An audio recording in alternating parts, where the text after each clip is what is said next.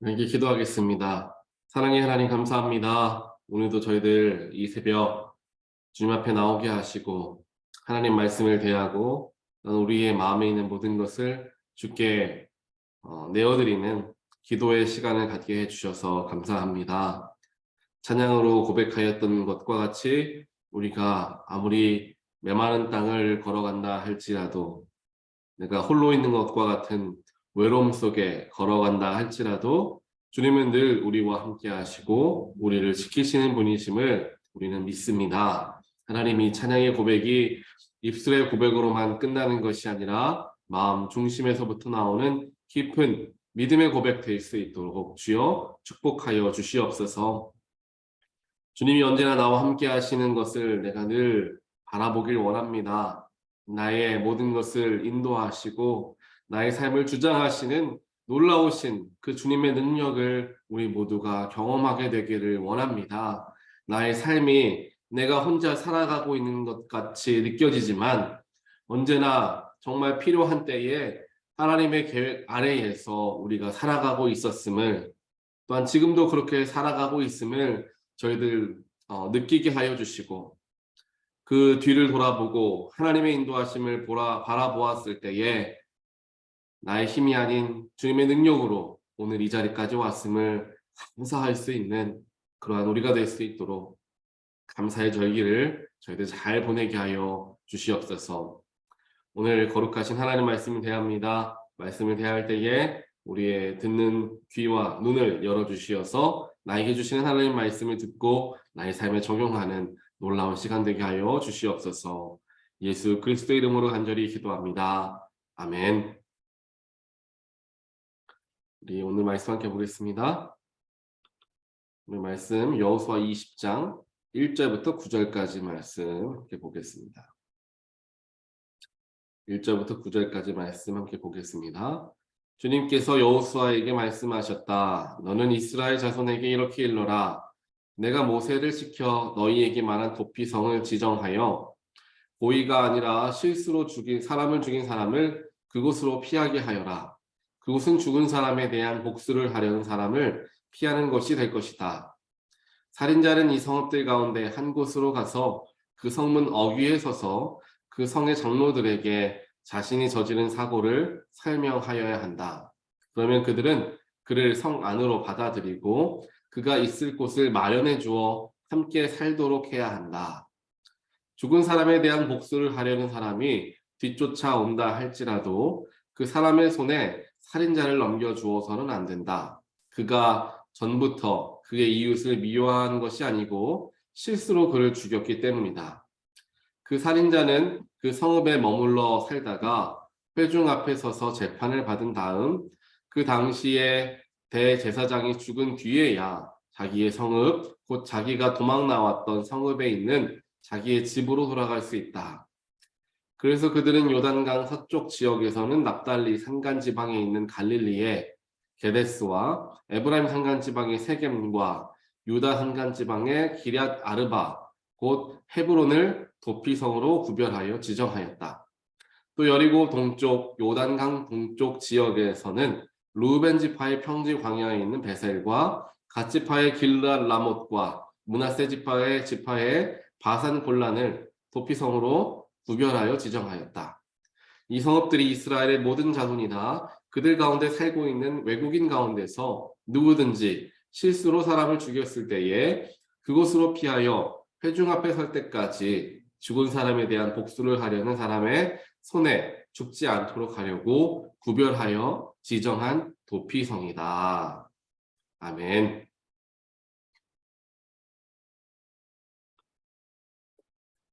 오늘 우리는 여호수아 20장 말씀에 나와 있는 도피성에 대한 이야기를 다시 한번 살펴보게 됩니다. 이 말씀은 신명기에도 기록되어 있습니다. 그래서 하나님께서 모세에게 이 도피성에 대한 이야기를 그 당시에 허락하여 주셨죠. 그래서 실수나 고의가 아닌 상황 속에서 사람의 생명을 빼앗게 되었을 경우 도피할 수 있는 피해 복수를 피할 수 있는 길을 하나님께서 허락하여 주셨던 것이 바로 이 도피성 제도였다라는 것을 우리는 알고 있습니다.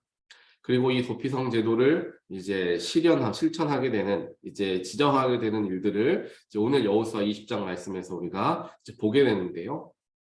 오늘 마지막 부분에, 즉 8절, 9절, 이 부분 7절부터 보았던 그 부분을 보게 되면은 이제 각 지파별로 거의 하나씩 도피성이 있었다라는 것을 우리가 보게 됩니다. 그래서 어느 지파에 속해 있던 사람이 이러한 실수로 사람을 죽이게 되었을 때에는 가장 가까운 도피성으로 피할 수 있도록 도피성을 마련해 두었던 것이죠.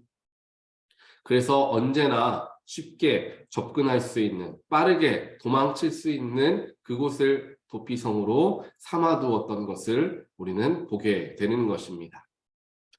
이 도피성 말씀을 함께 보면 우리는 다들 잘 알고 있습니다. 도피성은 우리 예수 그리스도가 되신다라는 것을 우리는 알고 있습니다. 사람을 죽게 하면 그 죄값은 죽임을 당하는 것이었습니다. 그 당시에 중동 지방의 그런 법은 눈은 눈으로, 이는 이로라는 그러한 법으로서 모든 것이 다스려지고 있었습니다. 한 손을 상하게 하면 다른 사람의 손도 동일하게 상하게 하는 게 그 당시의 법이었죠. 그렇기 때문에 사람을 죽였다라고 한다면 그 사람도 죽임을 당하는 것이 그 당시의 법이었습니다. 죽을 수밖에 없는 것이죠.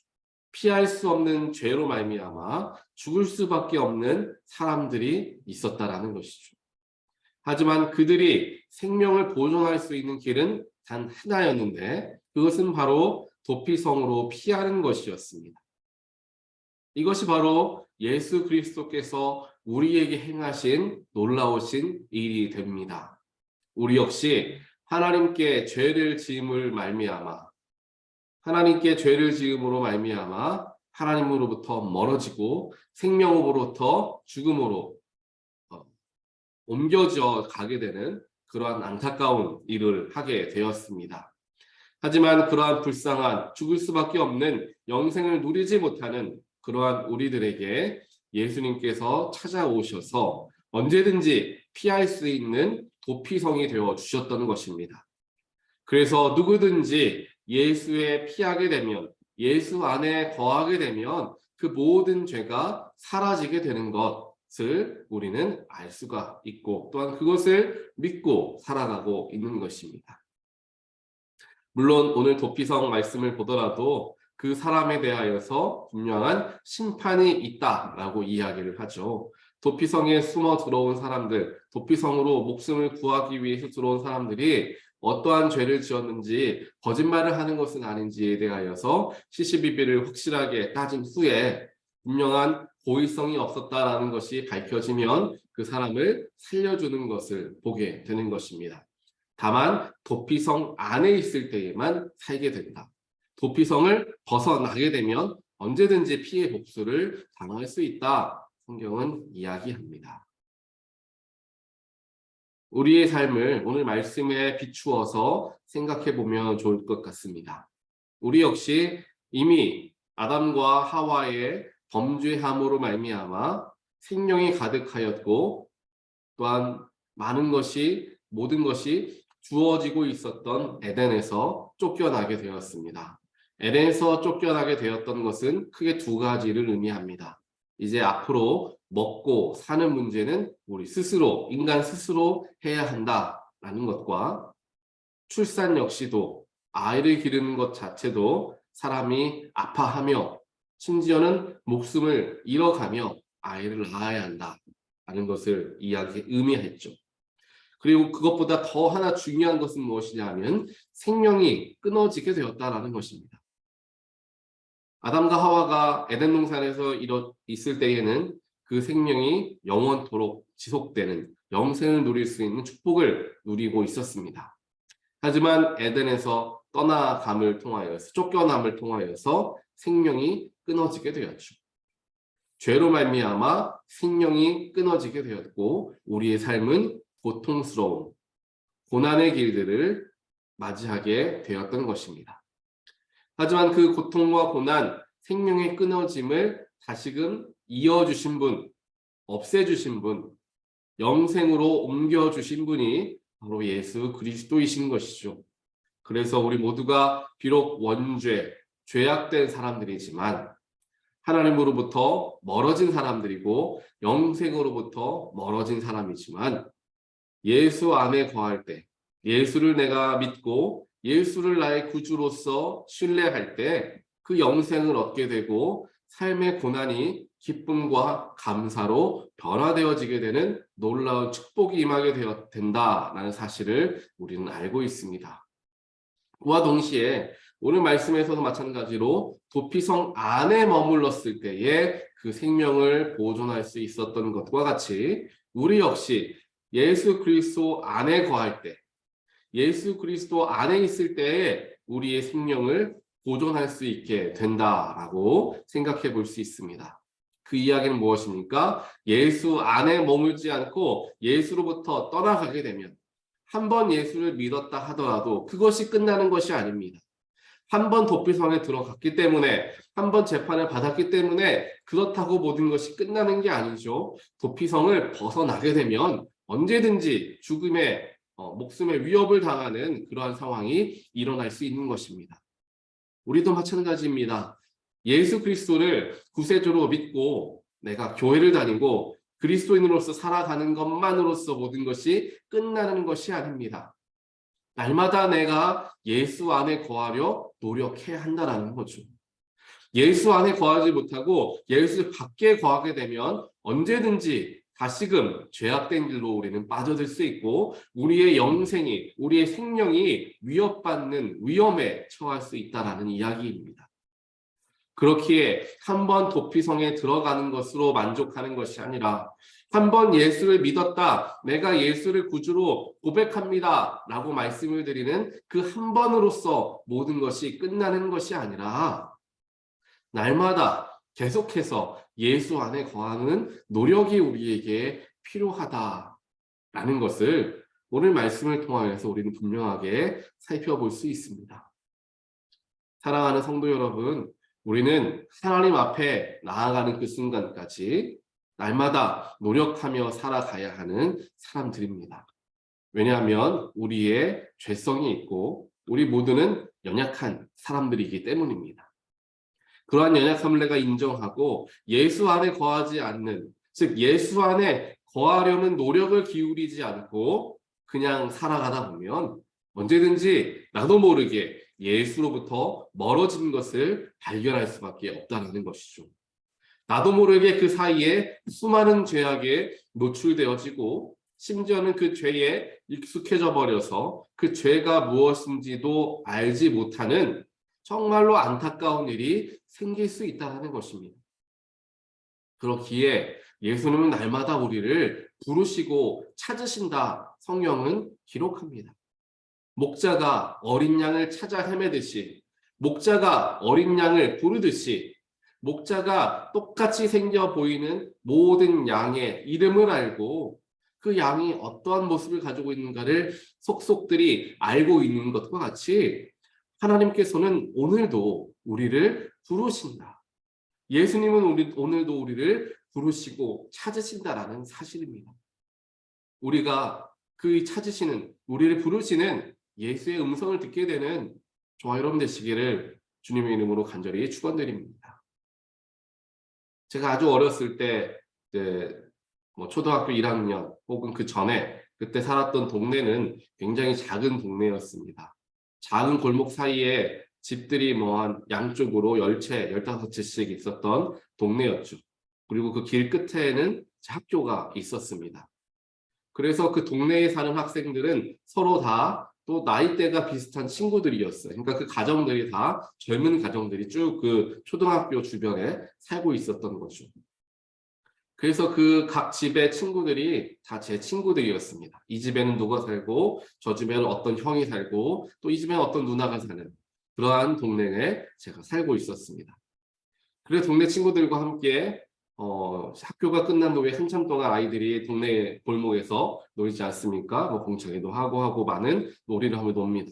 그러다가 저녁 시간이 되면 엄마가 이제 부르죠. 누구야 와서 밥 먹어라 라고 이야기를 합니다. 뭐 동네가 큰 동네가 아니고 골목도 좁은 골목이기 때문에 집에서 집 문 앞에 나와서 어머니께서 크게 외치면 소리치면 그 소리를 다 아이들이 들을 수 있습니다. 그렇게 아이들이 엄마가 자기의 이름을 부르는 것을 듣고 집에 들어가는 거죠. 그런데 만약에 아이가 노는 것에 정신이 팔려서 노는 게 너무 재밌어서 엄마의 말을 듣지 못했다. 엄마가 부르는 소리를 듣지 못했다라고 한다면 어떻게 될까요? 엄마가 아이를 위해서 정성껏 준비한 저녁 식사가 점점 식어져 가겠죠.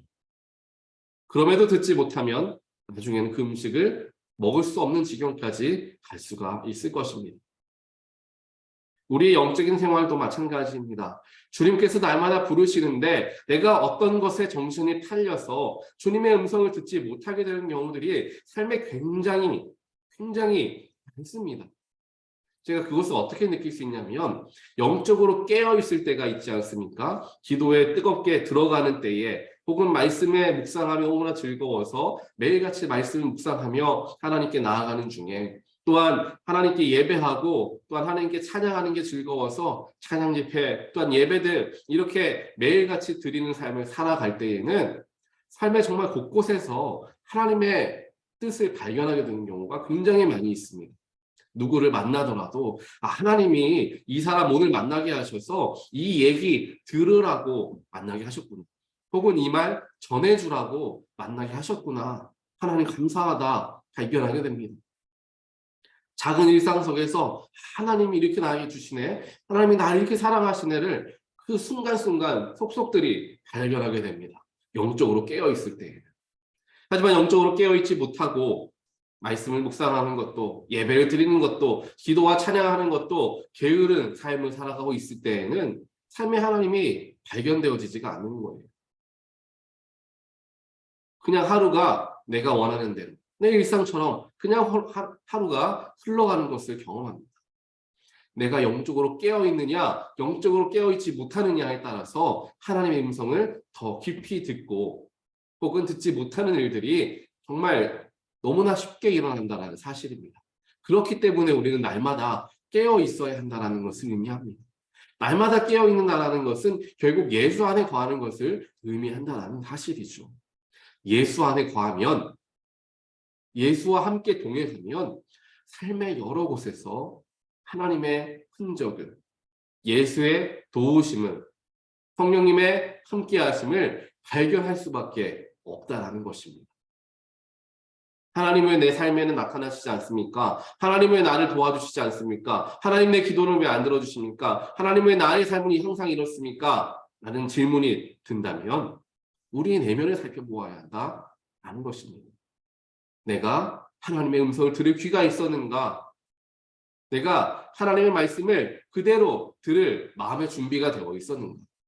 내 안에 화와 내 안에 분노가 가득해서 하나님이 아무리 용서해라, 하나님이 아무리 포기해라, 하나님이 아무리 내려놓아라 말씀하셔도 하나님 그렇게는 못합니다. 그런 마음 하지 마십시오. 라는 마음으로 하나님 말씀을 듣지 않는 우리 안에 문제로 말미암아 하나님의 뜻을 이루지 못하는 일들이 얼마든지 생길 수 있다는 사실입니다. 처음에는 그것을 알지 못하지만 그것이 하루하루, 한 달, 1년 지나게 되면 우리의 생명은 하나님으로부터 멀어질 수밖에 없다는 것입니다. 언제든지 우리는 더 큰 죄악에 노출되어서 영생의 길에서 벗어날 수밖에 없는 그러한 지경에 이를 수 있다는 사실입니다. 사랑하는 성도 여러분, 감사의 때에 추수감사절을 앞두고 우리의 삶의 자세를 다시 한번 돌아보길 원합니다. 지난주에도 말씀으로 전해드렸던 것과 같이 감사가 넘치는 사람의 모습과 감사를 찾기 어려운 사람의 삶의 모습의 가장 큰 차이점은 하나님을 전적으로 신뢰하는 삶을 살아가는가, 예수 안에 거하며 살아가는가에 따라 차이 난다 말씀을 드렸습니다. 예수 안에 거하면 모든 것이 하나님의 뜻입니다. 내 뜻대로 이루어지지 않아도 하나님 뜻대로 이루어졌겠구나. 하나님 감사합니다. 고백합니다.